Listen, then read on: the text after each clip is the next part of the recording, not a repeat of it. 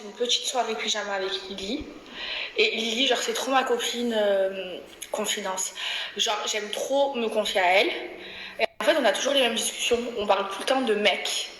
Et je sais que... Il y a une problématique.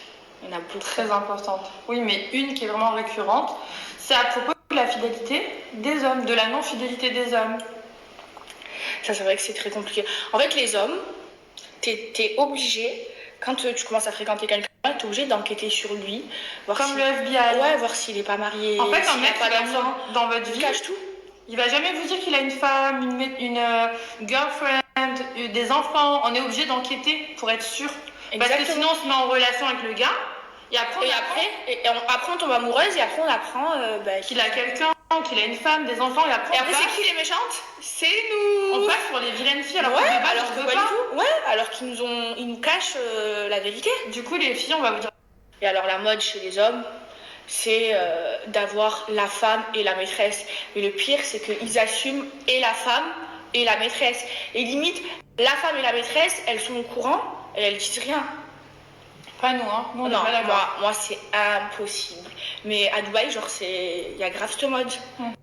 Et le problème, c'est que nous, les filles, aujourd'hui, on veut vous expliquer, faites attention parce que les hommes, ils vont tout faire pour vous avoir. Ils vont ramer, ils vont vous acheter des cadeaux, ils vont vous courtiser. Vous allez croire que le mec est célibataire.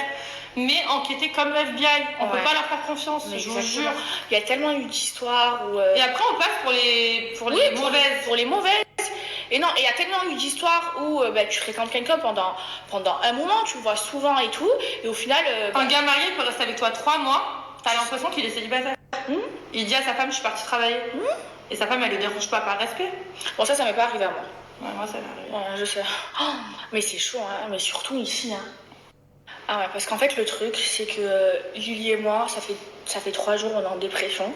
Moi... Depuis dimanche. Ouais, moi, je sors la tête de l'eau. Aujourd'hui, ça va beaucoup mieux. Et elle commence. Moi aussi. Pas 100%.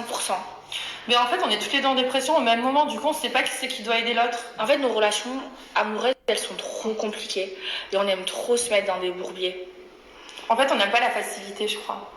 Parce qu'on pourrait être heureuse. On a quand même, on a de la chance. On est bien.